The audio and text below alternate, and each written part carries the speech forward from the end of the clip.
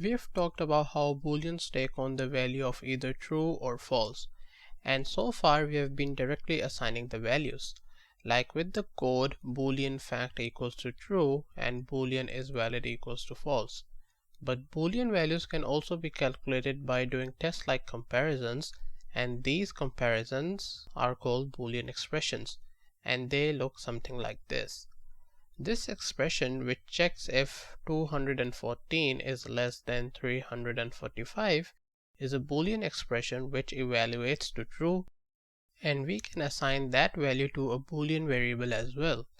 And let's name this one b1. Now if we wrote this expression which checks if 214 is greater than 345, this would evaluate to the Boolean value of false, since 214 is not greater than 345. There are a number of ways we can compare numbers or variables that will evaluate to either true or false.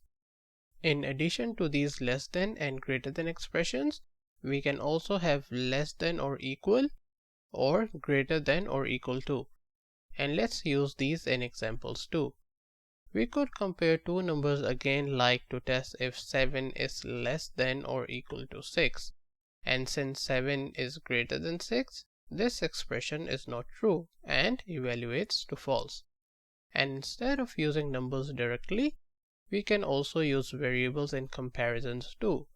Like say we have declared an integer variable named x and initialized it to 13 before starting these comparisons. We can then compare that variable to another number or variable, like this expression which tests is x greater than or equal to 13.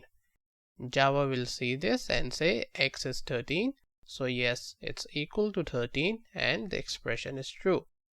And if we want to only test for equality, we use double equal signs. So we can test something like if x is equal to 9, since 13 is not equal to 9, this expression will evaluate to false.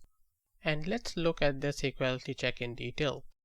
In Java, the double equal sign tests for equality, and it is not meant to be mistaken with the single equal sign, which in Java is a variable assignment. So when we write x equals 9, this expression is the equivalent of a Boolean value false, and x will still be equal to 13. But if we said x equal to 9, this would change the value of x from 13 to 9, and no Boolean value will be calculated. So remember to use double equal signs to check for equality. Now to check if two values are not equal, we use exclamation points. So x not equal to 9 will evaluate to true because 13 is not equal to 9. It's the opposite of the previous equality check. And because all these types of expression evaluate to true or false, they are often used as test condition in decision making if statements.